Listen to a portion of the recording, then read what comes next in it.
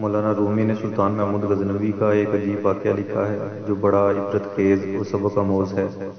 وہ یہ کہ سلطان محمود غزنوی کے زمانے میں چوروں کا کچھ زور ہو گیا تھا اور بادشاہ اس کی وجہ سے پریشان ہوا اور چوروں کو پکڑنے کے لیے ایک عجیب تدبیر نکالی کہ شاہی لباس اتار کر چوروں کا سا پھٹا پرانا لباس پہن لیا اور شہر میں گشت کرنے لگا۔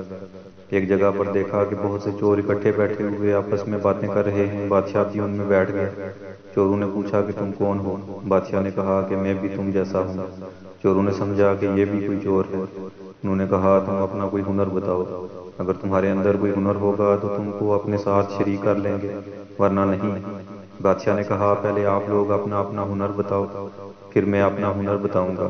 ایک چور نے کہا کہ میں اونچی سے اونچی دیوار باندھ کر مکان میں داخل ہو جاتا ہوں، اگرچہ بادشاہ کا قلعہ ہی کیوں نہ ہو۔ دوسرے نے کہا کہ میری ناک کی یہ خاصیت ہے کہ کسی جگہ کی مٹی سونگھ کر بتا دیتا ہوں کہ یہاں خزانہ ہے یا نہیں۔ تیسرے چور نے کہا کہ میرے بازو میں اتنی طاقت ہے کہ میں گھر میں گھسنے کے لیے اس میں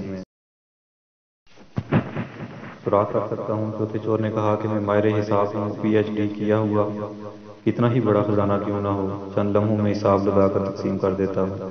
پانچویں چور نے کہا کہ میرے کانوں میں ایسی خاصیت ہے کہ میں کتے کی آواز سن کر بتا دیتا ہوں کہ کتا کیا کہہ رہا ہے۔ چھٹے چور نے کہا میری آنکھ میں یہ خاصیت ہے کہ جس چیز کو رات میں دیکھ لیتا ہوں دن میں اس کو پہچان لیتا ہوں۔ اب بادشاہ نے کہا کہ میری داڑھی میں یہ خاصیت ہے کہ جب مجرمین کو پھانسی کے لیے جلال کے حوالے کیا جاتا ہے اس وقت اگر میری داڑھی ہل جاتی ہے تو مجرمین پھانسی کے پھندے سے بچ جاتے ہیں۔ چونکہ وہ بادشاہ تھا اس نے ایک خاص لطیف انداز سے اپنا ہنر اور کمال بیان کیا۔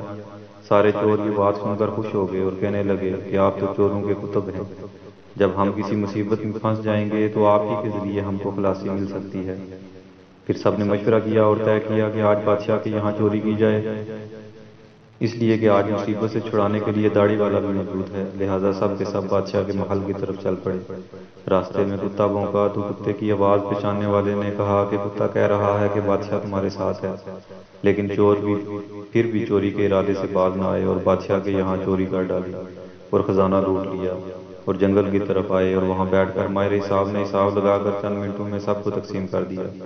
بادشاہ نے کہا سب لوگ اپنا پتہ لکھوا دو تاکہ آئندہ چوری کرنا ہو تو ہم سب لوگ آسانی سے جمع ہو سکیں۔ سب کا پتہ نوٹ کر لیا گیا اور سب نے اپنا اپنا راستہ لیا۔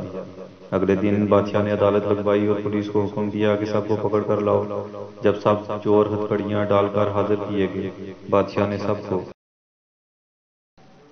سب کو پھانسی کا حکم دے دیا اور کہا کہ اس مقدمہ میں کسی گواہ کی ضرورت نہیں کیونکہ سلطان خود وہاں موجود تھا۔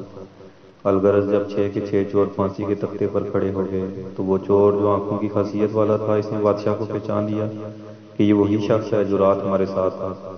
وہ تختہ دار سے چلایا کہ حضور کچھ دیر کے لیے امان دی جائے اور آپ سے تنہائی کا موقع دیا جائے۔ بادشاہ نے کہا ٹھیک ہے، تھوڑی دیر کے لیے پھانسی کو موقوف کر دو اور اس کو میرے پاس بھیج دو۔ اس نے حاضر ہو کر عرض کیا کہ ہر یک خاصیت خدران نمود، ہر ایک نے اپنی خاصیت بتا دی، ہر ایک نے اپنا ہنر بتا دیا۔